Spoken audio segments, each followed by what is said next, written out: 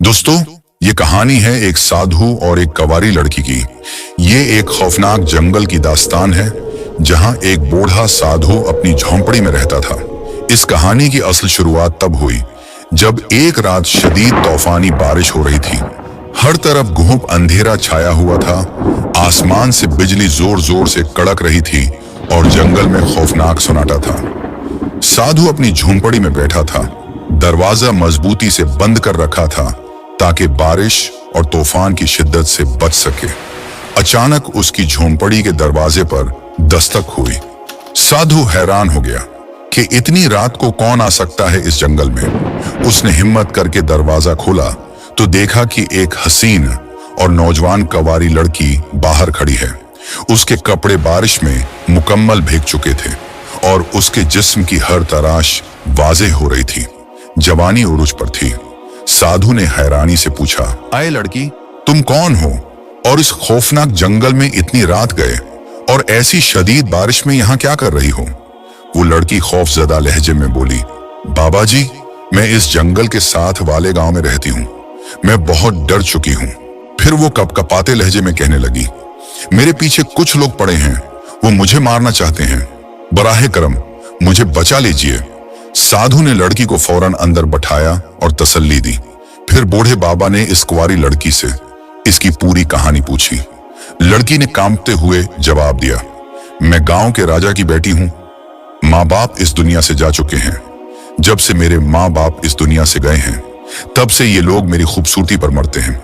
ये लोग मुझे पकड़कर मेरी इज्जत लूटना चाहते हैं, मेरे जिस्म को नापाक करना चाहते हैं। मैं अपनी इज्जत बचाकर आपके पास भाग आई हूं। बूढ़ा साधु लड़की की बातें बड़े गौर से सुन रहा था। वो सोचने लगा, ये लड़की कोई और राज भी छुपा रही है। इसके आने के पीछे कोई और मकसद तो नहीं है। साधु और वो कंवारी लड़की झोंपड़ी के अंदर बैठे थे। एक कोने में दिया जल रहा था जिसकी मध्यम सी रोशनी थी। बाहर तेज बारिश और तूफान था। हर तरफ अंधेरा ही अंधेरा था। बूढ़ा साधु सालों से तन्हा रह रहा था, मगर आज उसकी झोंपड़ी में इंतहा की हसीनो जमील लड़की मौजूद थी।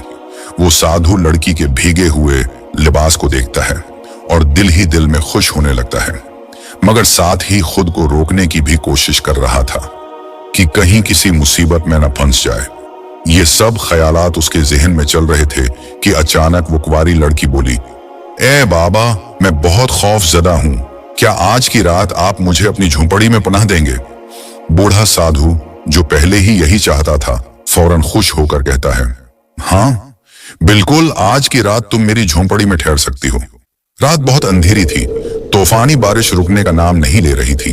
लड़की चटाई पर लेटकर सोने की कोशिश करने लगी, मगर साधु को नींद नहीं आ रही थी। इसका दिल बेचैन था। इसके अंदर अजीब सी हलचल मच रही थी। सालों से सवे हुए ख्यालात जाग उठे थे। प्यार की दुनिया नजर आ रही थी। जवानी जोश मार रही थी। वो दिल में सोच रहा था, ये रात कैसे गुजरेगी, मैं क्या करूंगा? साधु खुद को संभालने की कोशिश करता है, आंखें बंद करके सोने की कोशिश करता है, मगर उसे कहां नींद आनी थी। ये सब कुछ देखकर उसका दिल मजीद बेकरार हो गया। साधु का दिल जोर जोर से धड़कने लगा क्योंकि उसके जज्बात जाग चुके थे। अचानक किसी के रोने की आवाज आई। साधु चौंक गया और जल्दी से उस लड़की के पास गया। उसने देखा कि वो लड़की रो रही थी।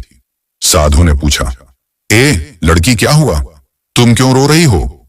लड़की ने डरते हुए जवाब दिया, मेरे साथ कुछ ऐसा हुआ है जो मैं किसी को नहीं बता सकती। ये सुनकर साधु हैरान रह गया और बोला, ऐसी क्या बात है जो तुम मुझसे नहीं कह सकती? आखिर कौन सा राज छिपा रही हो तुम? वो लड़की कांपते हुए बोली, मैं कोई अच्छी लड़की नहीं हूं। मैं एक बुरी लड़की हूं। मैं अच्छे काम नहीं करती। मैं बहुत प्यासी हूं। फिर उसने एक ऐसी बात कही कि साधु का खून ही खुशक हो गया। वो साधु की तरफ देखकर बोली, मैं कोई आम लड़की नहीं हूं। मैं एक भटकी हुई आत्मा हूं। ये सुनते ही साधु के जिस्म में कपकपी तारी हो गई। उसके पैरों तले जमीन निकल गई। वो डर के मारे घबरा कर बोला, अगर तुम एक रूह हो तो मैं ये कैसे यकीन से मान लूं? इसका मतलब क्या है? लड़की ने आ भरी और अपनी कहानी सुनाने लगी। ये बहुत पहले की बात है। मैं एक रानी थी, मगर एक शख्स मुझसे शादी करना चाहता था जिसे मैं पसंद नहीं करती थी। लेकिन उसने मुझे हासिल करने के लिए काला जादू किया। मैं उसके जाल में फंस गई और उसने जबरदस्ती मुझसे शादी कर ली, मगर मैंने उसे अपनी इज्जत पामाल नहीं करने दी। मैंने उसे शादी की पहली रात अपने करीब नहीं आने दिया। इस पर वो गुस्से में आ गया और मुझे मारने लगा। जब वो मुझे कत्ल कर रहा था तो उसने कहा था कि मेरी रूह तब तक आजाद नहीं होगी जब तक मैं किसी नेक और अच्छे इंसान या साधु के साथ हम बिस्तर ना हो जाऊं। ये सुनते ही साधु कांपने लगा। वो लड़की उसका हाथ थाम कर बोली, मैं झूठ नहीं बोल रही। अगर तुम आज रात मेरे साथ न सोए तो मैं हमेशा के लिए इस जंगल में भटकती रहूंगी और मेरी आत्मा कभी सुकून नहीं आएगा। साधु का दिल जोर जोर से धड़कने लगा। लड़की अपने नर्म हाथों से उसके जिस्म को छू रही थी, मगर वो परेशानी में था। इतने में बाहर से किसी की भयानक आवाज आई। साधु फौरन उठा और झोंपड़ी के बाहर आया। उसने दरख्त पर एक साये को बैठे देखा। साधु उसे देखकर हैरान रह गया। साधु ने पूछा, कौन हो तुम? वो साया आहिस्ता आहिस्ता उसकी तरफ बढ़ने लगा। साधु ने पलटकर झोंपड़ी के अंदर देखा, मगर वो लड़की खामोशी से खड़ी थी।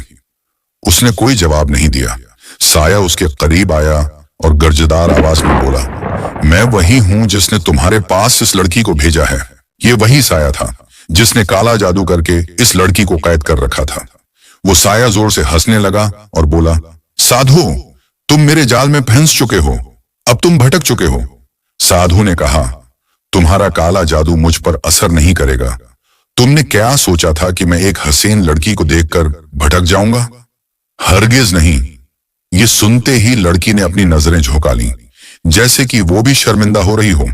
वो साया जोर से चीखा और बोला, तुम्हारे अंदर भी तो इंसानों वाले जज्बात होंगे। तुम मेरे जाल से बच नहीं सकते।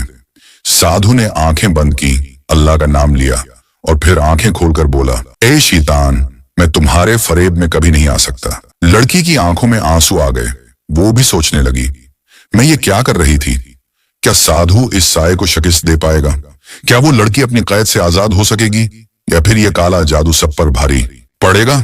साधु ने अपनी आंखें बंद कर ली और सोचने लगा, आखिर मैं इस मुश्किल से कैसे बच सकता हूं? ऐसा क्या करूं? फिर साधु ने आंखें खोली और उस लड़की से कहा, तुम अपने अंदर झांको, गौर करो कि तुम क्या करने वाली थी। मैंने एक अरसे से किसी बुरे काम की तरफ नजर नहीं उठाई, फिर तुम क्यों मेरी मेहनत बर्बाद करना चाहती होती? अपने आप को संभालो और सोचो कि तुम क्या कर रही थी। ये सुनकर वो साया जोर से हंसा और बोला, ए साधु, अब बहुत देर हो चुकी है। लड़की ने साधु की तरफ देखा और आहिस्ता से कहा, मुझे कुछ नहीं मालूम कि सही क्या है और गलत किया। मैं सिर्फ इतना जानती हूं कि मेरी रूह को सुकून मिलना चाहिए और आजाद हो सकूं किसी भी तरह।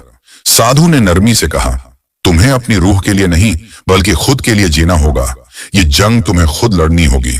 साधु की बात सुनकर वो लड़की चौंक गई। उसने गहरी सांस ली और कहा, तुम बिल्कुल सही कह रहे हो। ये जंग सिर्फ मेरी है और मैं खुद लड़ूंगी। फिर उसने अपनी आंखें बंद कर ली और सुकून महसूस करने की कोशिश की। उसी लम्हे साया धाड़ते हुए बोला, क्या तुम मुझे शिकस्त देने के लिए तैयार हो? लड़की ने मजबूत लहजे में कहा, हां, मैं तुमसे लड़ने के लिए तैयार हूं। तुम भी तैयार हो जाओ। फिर उसने आहिस्ता आहिस्ता अपना हाथ उठाया और उस साये को पकड़ने की कोशिश की। जैसे ही उसने साये को छुआ, तेज हवा चलने लगी और साया हवा में उड़ने लगा। वो साया खुद को बचाने के लिए तड़पने लगा, मगर अब उसका बचना नामुमकिन था। लड़की ने हिम्मत से उस साये को नेस्तो नाबूद कर दिया। जब सब कुछ खत्म गया तो उसने आहिस्ता से अपनी आंखें खोली और अपने सामने साधु को पाया। उसकी आंखों में शर्मिंदगी थी और उसे एहसास हो गया था कि मैं अच्छा नहीं कर रही थी। वो साधु के कदमों में गिर पड़ी और बोली, मुझसे बहुत बड़ी गलती होने वाली थी, मगर आपने मुझे बचा लिया। मैं दिल से आपकी शुक्रगुजार हूं। साधु मुस्कुराया और बोला, कोई बात नहीं, अब तुम यहां से जा सकती हो। लड़की ने सिर झुकाया, आंखों में आंसू लिए और खामोशी से उस जंगल से निकल गई। हमेशा के लिए उसकी रूह आजाद हो गई थी।